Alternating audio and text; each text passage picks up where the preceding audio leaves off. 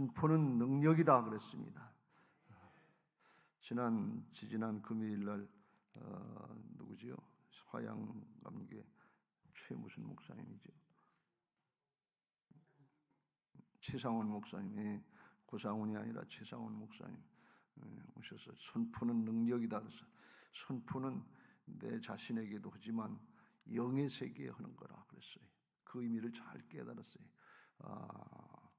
선포하면 우리 자신들도 잘 못 믿을 때가 있지만 하나님은 들으신다 그런 말씀이에요.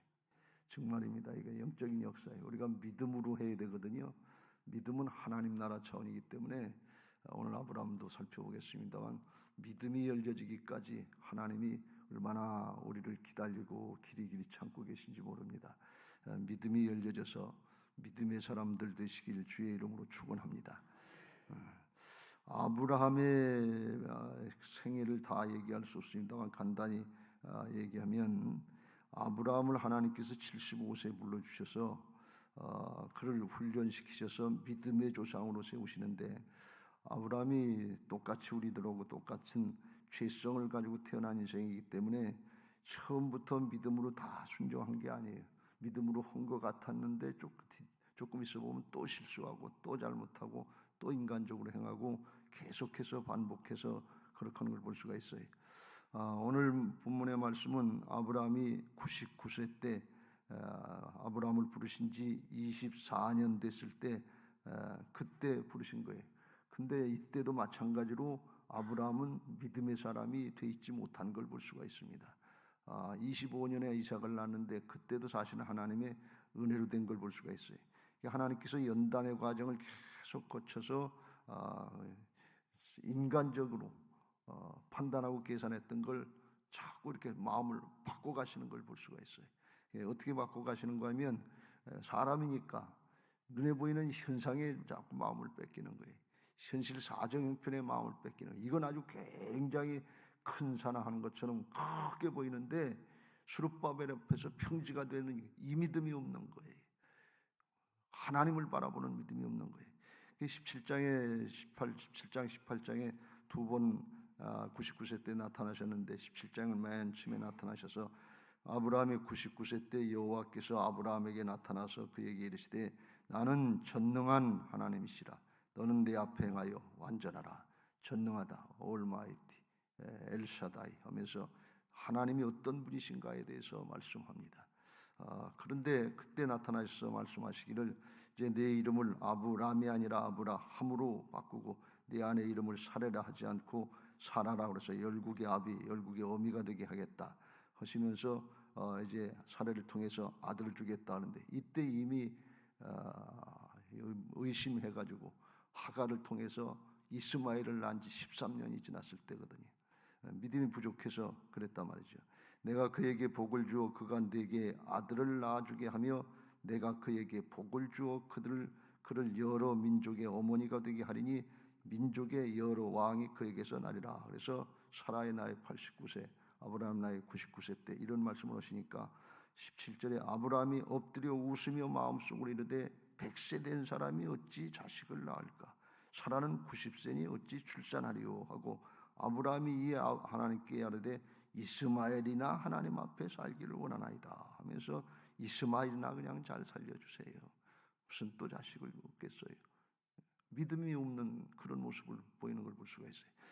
그리고 이제 얼마 있다가 18장에 또 나타나셔서 말씀하실 때 아브라함은 하나님의 말씀을 듣고 마음에 조금 이제 정리를 해나가는 것 같습니다.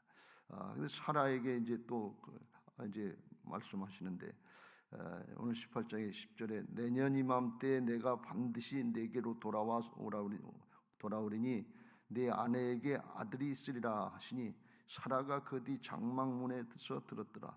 아브라함과 나는 나이가 많아 늙었고 사라에게는 여성의 생리가 끊어졌는지라. 사라가 속으로 웃고 이르되 내가 노쇠하였고 내 주인도 늙었으니 내게 무슨 즐거움이 있으리요. 여호와께서 아브라함에게 이르시되 사라가 왜 웃으며 이르기를 내가 늙었거늘 어떻게 아들을 낳으리요 하느냐. 여호와께 등하지 못한 일이 있겠느냐. 기한이 이를 때 내가 네게로 돌아오리니 사라에게 아들이 있으리라. 그러니까 사라가 두려워서 부인하여 내가 웃지 아니하였나이다 이르시되 아니라 내가 웃었느니라. 그러니까 아브라함도 사라도 믿음을 갖지 못한 거예요. 근데 여기서 말씀하는 걸 뭔가 하면 아브라함도 사라도 계속해서 믿지 못한 이유가 뭔가 하면 내 나이가 100세고 내 나이가 90세인데 이 현실을 보는 거예요. 그럴 수밖에 없죠. 이게 생산할 수 없는 그런 상태가 됐는데 어떻게 날 수 있겠냐. 그러니까 하나님은 말씀하시길 뭘 말씀하는가 하면 전능한 하나님이다. 여호와께 능하지 못한 일이 있겠느냐. 이걸 계속 말씀하십니다. 무슨 뜻이에요? 현실 상황 보지 말고 하나님 나를 바라보라 그런 말씀이에요. 믿음은 현실을 바라보는 게 아니에요. 현실을 알아야 돼요. 그런데 현실을 묵상하고 문제를 묵상하는 것이 아니라 하나님이 어떤 분이신가 하는 걸 알고 하나님께 초점을 맞추고 하나님을 묵상하고 하나님께 기도하는 사람이, 하나님 믿고 나가는 사람이 믿음의 사람인 것을 믿으시기 바랍니다. 이걸 하나님께서 계속해서 25년 동안 훈련시키시는 거예요. 이삭을 낳았을 때도 또 아브라함에게 이삭 바쳐봐라 하면서 또 훈련시키시고, 그 믿음의 조상이. 그래서 믿음의 사람을 만드시는 과정이 현실 바라보고 자기 생각 판단, 세상의 뭐 학문이고 지식이고 경험이고 뭐 이런 거 내세우는 거 아니고 하나님이 어떤 분이신가 하는 걸 알고 그 하나님을 믿고 따르는 그 사람이 믿음의 사람인 것을 믿으시기 바랍니다. 믿음의 사람 만드시려고 하는 거예요. 우리가 궁극적으로 세상에서 부귀영화 권세를 누렸냐 뭘 했냐 그게 중요한 게 아니고 하나님 앞에는 믿음의 사람으로 됐느냐 하는 것입니다. 나중에 하나님이 아브라함을 믿음의 사람으로 세우셔서 그 아브라함의 믿음에 대해서 로마서 4장 17절 18절에 바울이 정리하기를 그랬잖아요. 죽은 자도 살리시고 없는 것을 있는 것 같이 부르시는 하나님이다. 아브라함이 그걸 믿었다는 게 나중에 믿음의 사람이. 그래서 그 믿음은 어떤 믿음이야? 바랄 수 없는 중에도 바라고 믿는 믿음이다 그랬어요. 이게 하나님을 바라보는 믿음이에요. 그 믿음 되기까지 하나님께서 역사하시는 거예요. 이번 주간엔 믿음의 사람들의 기도를 좀 살펴보려고 하는데, 믿음이 뭔가에 대해서 우리가 정리를 하고 그걸 방향을 잘 맞춰야 될 줄로 믿습니다.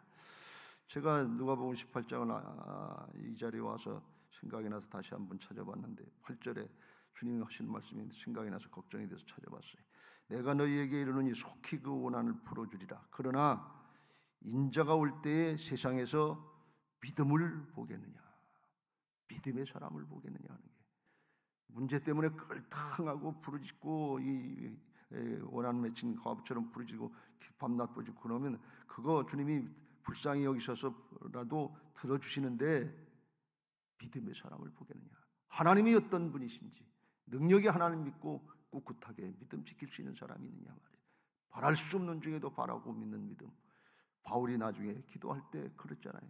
아무것도 염려하지 말고 오직 모든 일에 기도와 간구로 너희 구할 것을 감사함으로 하느라.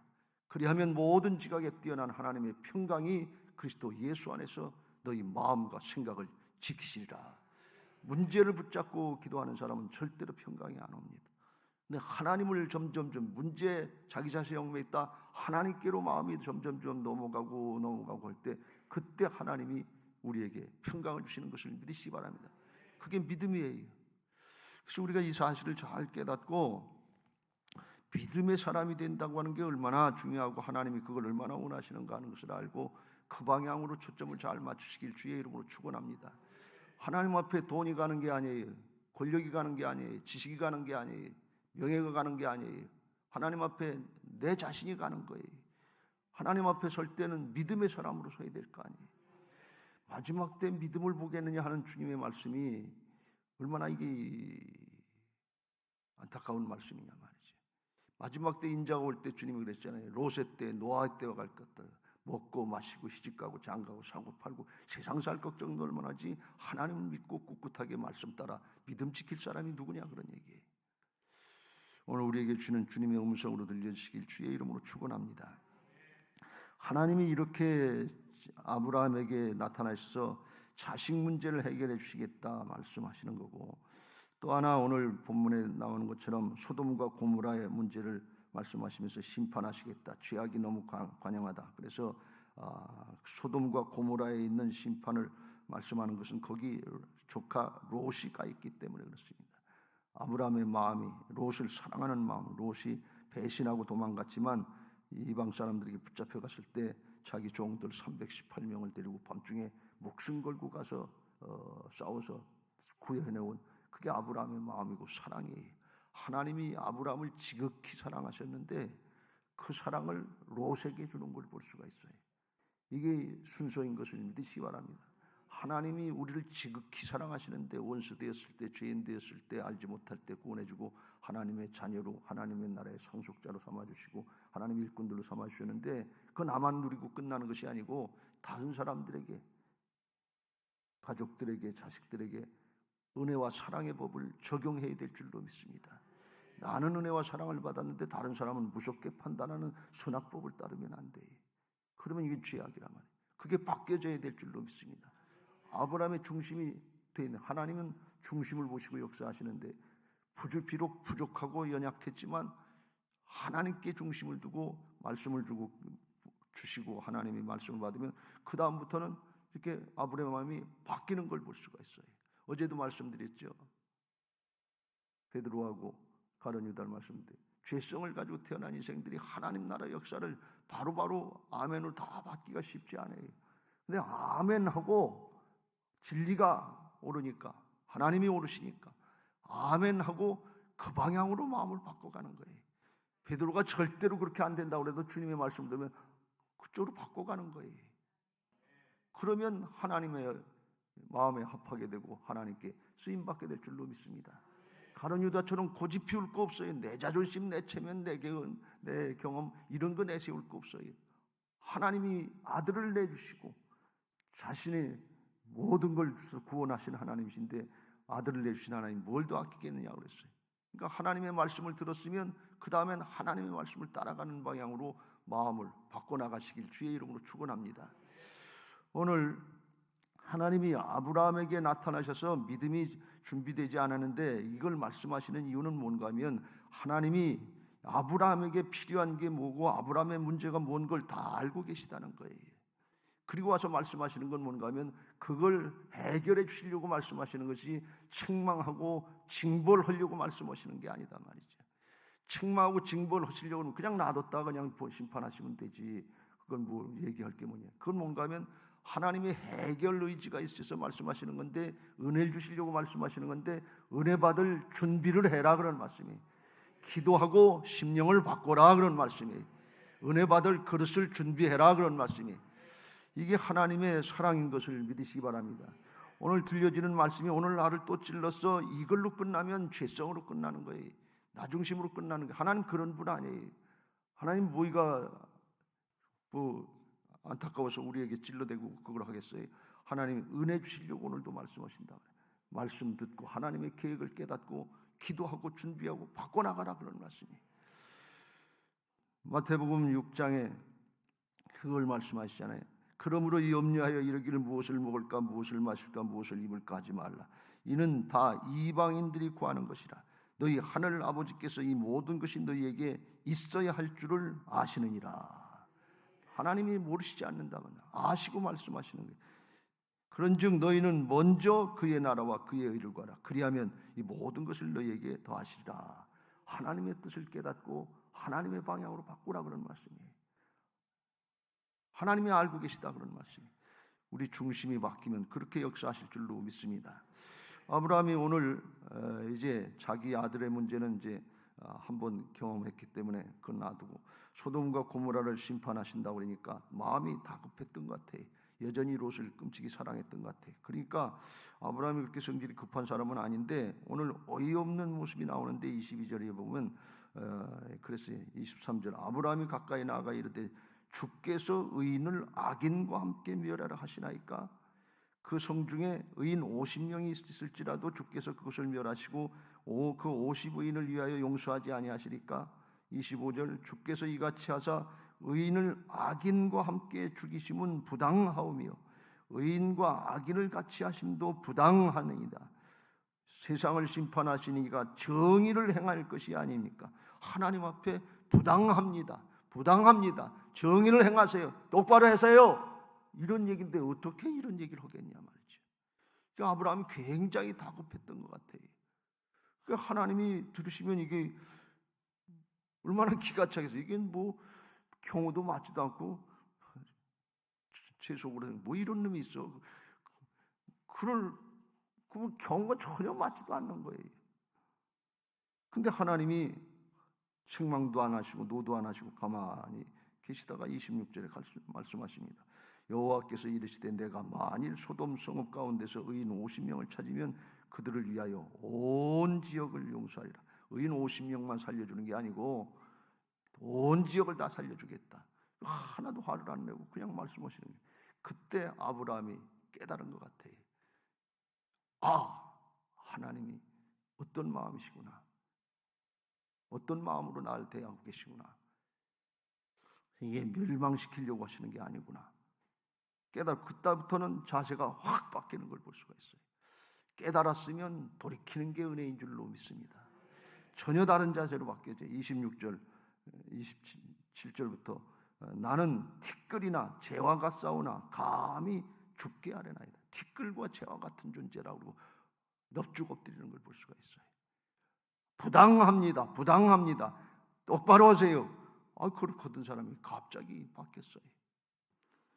30절 아브라함이 이르되 내 주여 노하지 마시옵고 말씀하옵소서 하면서 또 낮춥니다. 31절 내가 감히 죽게 하려나이니 20명을 찾으면 어떡하겠습니까? 또 낮춥니다. 32절 주는 노하지 마옵소서 내가 이번만 아뢰리다. 10명을 찾으면 어떻게 하겠습니까? 그래도 멸하지 않겠다.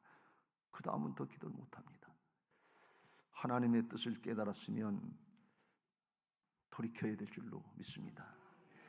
우리가 이걸 잘 못해요. 이게 무슨 하나님 앞에 무슨 자존심입니까? 사람 앞에 하듯 하나님 앞에도 그렇게 하면 이게 무슨 하나님을 믿고 따르는 거예요. 평생에 이거 하나 못하고 우리가 하나님 앞에 가는 거 아니에요.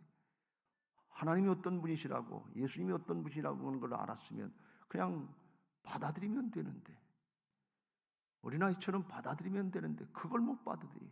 평생 우리 자신을 한번 살펴보세요. 지금까지 우리가 수십 년 신앙했는데 하나님 앞에 믿음의 자세 하나 바꾸지 못하고 그렇다면 그렇게 믿고 가면 되는데 아멘하고 따라가면 되는데 듣긴 들은 것 같은데 나를 쳐서 복종시키는 순종의 길을 이걸 잘 못 가고 있단 말이죠.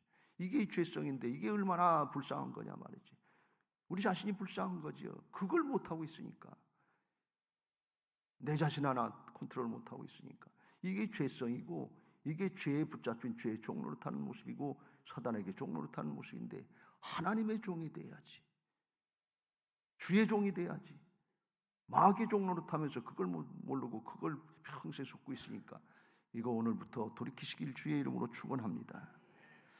아브라함이 10명 이하로다가 더 구하지 못한 거예요. 어떻게 되냐? 주석에 보면 그때 당시에 가족의 단위가 10명이다. 그래서 더 이상 구하지 못했다. 이렇게 설명을 하고 있는데 제가 어제 그때 이번에 이 말씀을 다시 보면서 조금 나이를 먹어서 성경을 보니까 조금 달리 이해가 되더라고요. 아브라함이 아마 10명 이하로 기도하지 못했던 것은 5명이 의인이 있으면 어떡하겠습니까? 그래도 구원해 주겠다. 3명이 있으면 어떡하겠습니까? 그래도 구원해 주겠다. 1명이 있으면 어떡하겠습니까? 그래도 구원해 주겠다. 하나님이 그러실 판인데 그러면 어떻게 되는 거예요? 롯도 믿음이 없다 이걸로 끝나는 거예요. 그러면 하나님이 선포하셨으면 끝이에요. 그럼 마지막에는 이건 내가 따지고 계산해서 될 게 아니고 하나님의 은혜에 맡겨야 되겠다. 하나님의 도우심에 맡겨야 되겠다. 요게 아브라함의 지혜예요. 끝까지 따지고 판단하고 계산하려고 하지 마세요. 그냥 하나님이 역사하실 여지를 남겨두시길 주의 이름으로 축원합니다. 하나님 아무로면 하나님의 은혜가 크지 내 생각에는 내 계산이 바르겠어요. 이걸 보면서 아브라함이 마지막에는 밖에서 지혜를 얻었구나.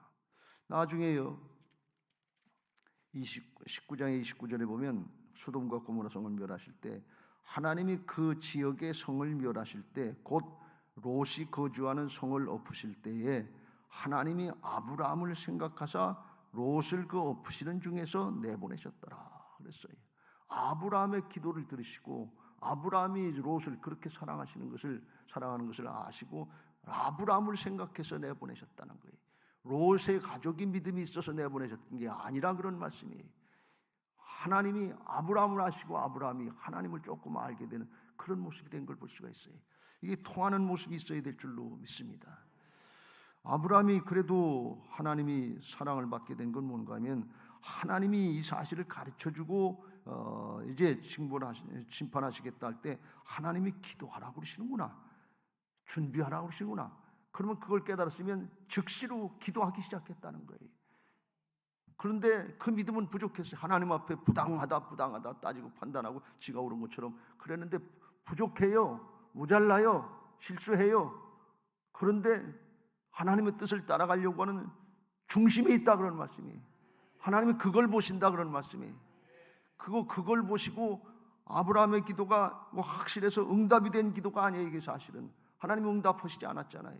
끝까지 가만히 있다면 나중에 기도를 다 못하고 멍하니 서 있다가 더 못하니까 그냥 가신 거예요. 더 할 게 없어요. 왜? 더 기도했다가는 바닥 드러날 것 같으니까, 롯 가족 구원하지 못할 것 같으니까. 그러니까 하나님의 은혜로 된 거예요. 이게 하나님께서 오늘 우리에게 주시는 음성인 줄로 믿습니다. 여러분, 우리가 신앙하면서 내가 잘해서 잘된 거 아니에요. 우리가 해서 교회진 거 아니에요. 제가 가만히 생각해 보면 하나님이 그 때를 따라서 적당히 하나님이 어렵고 힘든 중에도 도우셔서 된 거지 사람이 해서 된 거 아니에요. 하나님 앞에 부족하지만 모자라지만 그래도 그 길을 가려고 하는 사람들, 자기를 쳐서 복종시키려고 하는 사람들, 그 사람을 붙잡고 하나님이 일하시는 것을 믿으시기 바랍니다. 다윗을 말씀드릴 때 계속 말씀드리는데 깨달았으면 돌이키는 거예요. 살인죄를 범하고 간음죄를 범하고 자식들이 죽이고 살리고 별일 다 일어나는데 그래도 하나님 편에 서려고 그러면 하나님이 그걸 붙잡아 주시고 내 마음에 합한 자다 그랬어요. 우리는 죄가 없어서 천국 가는 거 아니에요. 예수님의 십자가 보혈의 은혜로 회개하고 가는 것을 믿으시기 바랍니다. 할렐루야.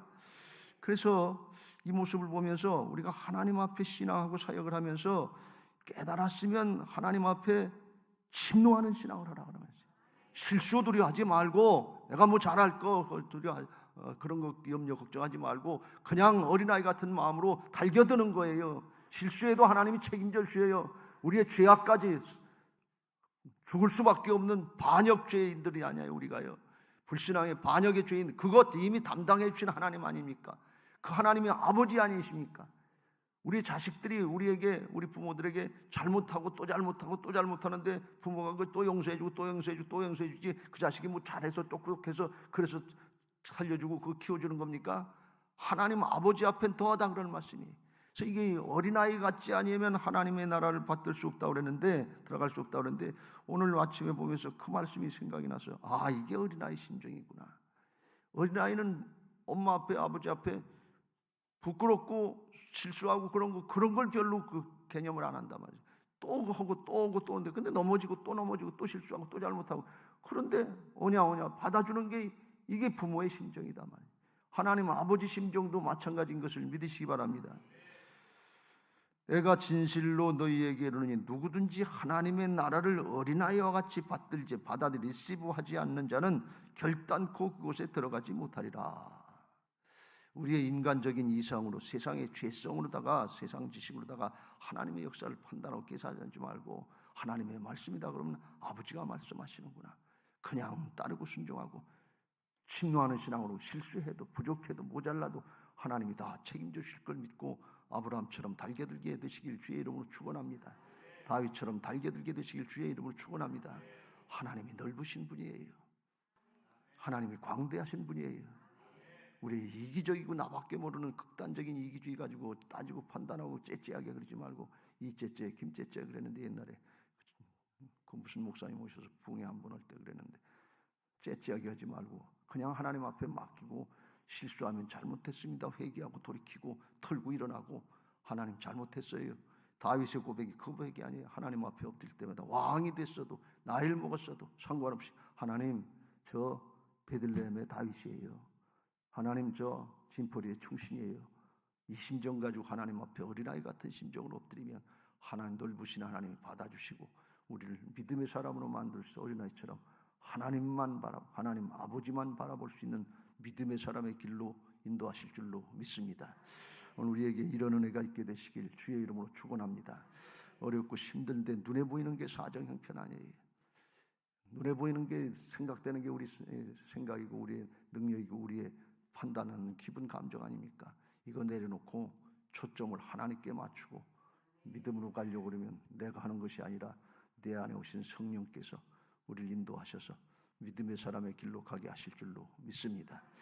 오늘 그 은혜가 열려지게 되시기를 주님의 이름으로 축원합니다. 하나님의 넓은 마음, 넓은 사랑을 생각하면서 304장 찬송하시고 기도하실 텐데